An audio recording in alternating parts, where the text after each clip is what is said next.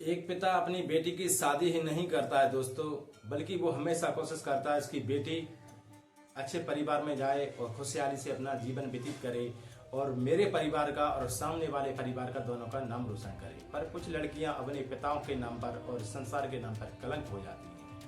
आज की मैं जो सच्ची घटना आप सभी लोगों के सामने सुनाने जा रहा हूं दोस्तों, उसी में ऐसा ही होता है कि लड़की सबको बदनाम करने के बाद अपनी जान से हाथ धो बैठती है।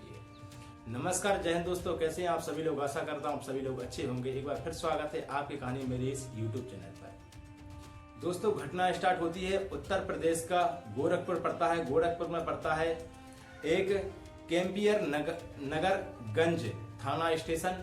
वहीं के इलाके में एक जगह पड़ती है जहां पर एक परिवार रहता है जिसका नाम रहता है ब्रजवंशी। और ब्रजवंशी के परिवार में उसकी पत्नी, उसकी 7 बेटियां रहती हैं, जिसमें से बड़ी बेटी जिसका नाम रहता है शीला। शीला पढ़ाई लिखाई में अच्छी खासी होशियार रहती है और कुछ समय व्यतीत होने के बाद उसकी शादी किसी पास में नजदीकी गांव में कर दी जाती है। दोस्तों, जिससे लड़के से शादी होती है शीला की, उसका नाम रहता है दिनेश। और दिनेश कहीं पर मुंबई में एक प्राइवेट जॉब करता है और शादी के बाद वहां पर रहने लगता है अकेला और समय समय पर अपने घर पर आना जाना लगा रहता है। एक दिन ऐसा आता है कि उस शीला नाम की लड़की की डेड बॉडी शहर के किसी रास्ते में पड़ी हुई थी जिस पर 2 गोलियां लगी थी।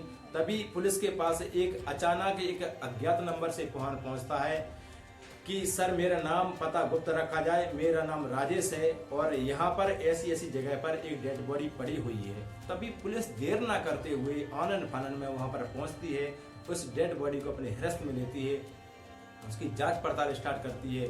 तब देखने में आता है पुलिस के लिए कि उस डेड बॉडी पर 2 गोलियां मारी गई हैं, एक सीने पर, दूसरी उसके मुंह में।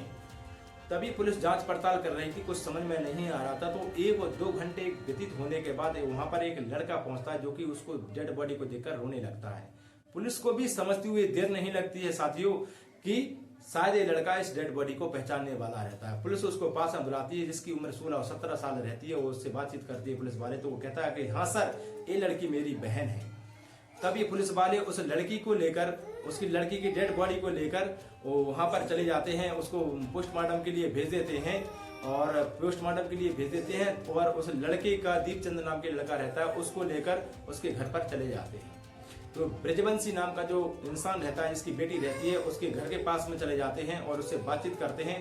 तब वो बताता है कि मैंने अपनी बेटी की यहाँ पर शादी की थी। तभी उस लड़की के पिता को लेकर और उस पूरे परिवार को लेकर लड़की के ससुराल वालों के पास पहुंचते हैं। और ससुराल वालों के पास जब पुलिस वाले पहुंचते हैं तो उसके सास ससुर रहते हैं, उनसे बातचीत होती है। और बातचीत के दौरान वो उसके सास ससुर बताते हैं कि हाँ, हमारी लड़की जो बहू है वो आज सुबह ही यहाँ से अपने मायके के लिए अपने मुंह बोले भाई के साथ निकली है। दोस्तों, इसी के साथ में दोस्तों जब वो अपने पुलिस वालों के सामने सास ससुर पूरी वारदात रखते हैं, तभी पुलिस वाले जांच पड़ताल को आगे बढ़ाने के लिए, केस की छानबीन करने के लिए उस जो लड़की का नंबर रहता है उसको ट्रेस्ट करते हैं। जब लड़की का नंबर ट्रेस्ट किया जाता है तो उसमें एक लड़के का नाम आता है दुर्गेश। उस देखा जाता है कि उस नंबर पर उस शीला नाम की लड़की की काफी देर होता, काफी बार बातचीत होती रहती थी। तभी पुलिस वाले पूछते हैं कि लड़की दुर्गेश नाम का लड़का कौन है।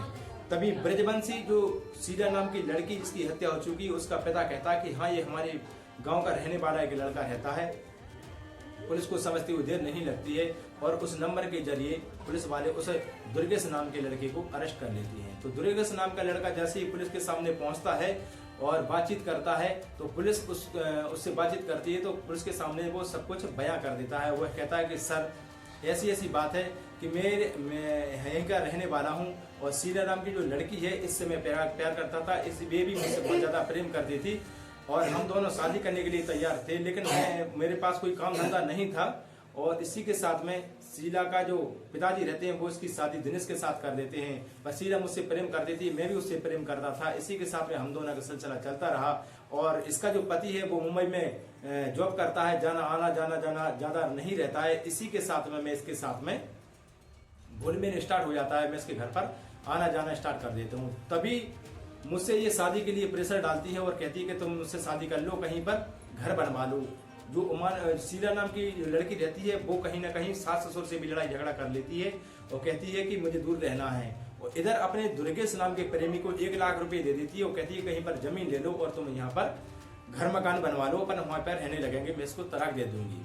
दुर्गेश नाम का लड़का था, वो एक आवारा था और उस लड़की से 1 लाख रुपए लेकर शीला नाम की लड़की से और उस पैसों को खर्च कर देता है। साल 1.5 साल इंतजार करने के बाद भी वो पैसे वापस नहीं करता है और इसी के साथ में वो लड़की उस पर प्रेशर बनाती है और कहती है कि मेरे पैसे वापस करो, अगर तुमसे शादी करना नहीं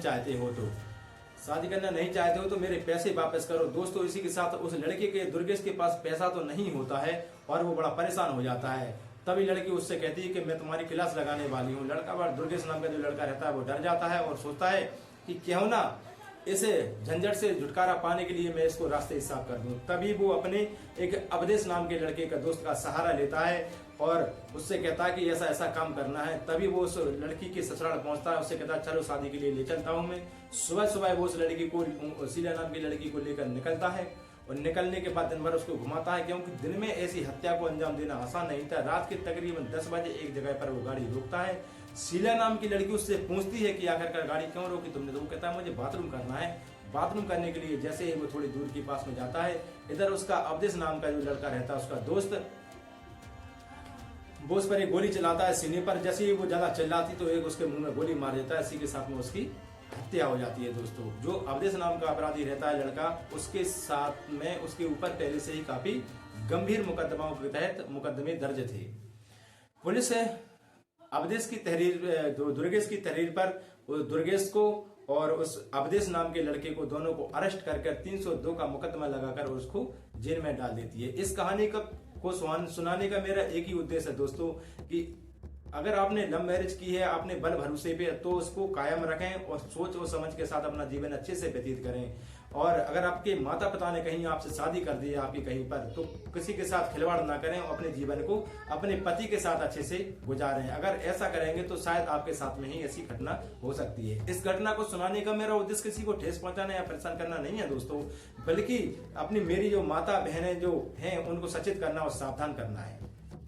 मैं फिर मिलूंगा एक नई क्राइम की वीडियो के साथ में, और जब तक आप मेरे चैनल पर नए आए हैं तो इस वीडियो को लाइक करें, और चाहे वीडियो यूट्यूब पर देख रहे हैं तो उसको सब्सक्राइब कर लीजिए प्लीज, और फेसबुक पर देख रहे हैं तो उसको फॉलो कर लीजिए। मैं नए नए क्राइम की नई नई वीडियो इस चैनल पर लेके आता रहता हूं, जो कि बड़े बड़े न्यूज चैनल पर कभी नहीं दिखाई जाती है। तो ऐसी रोचक और सत्य पर आधारित घटनाओं की जानकारी पाने के लिए इस चैनल को सब्सक्राइब कर लीजिए।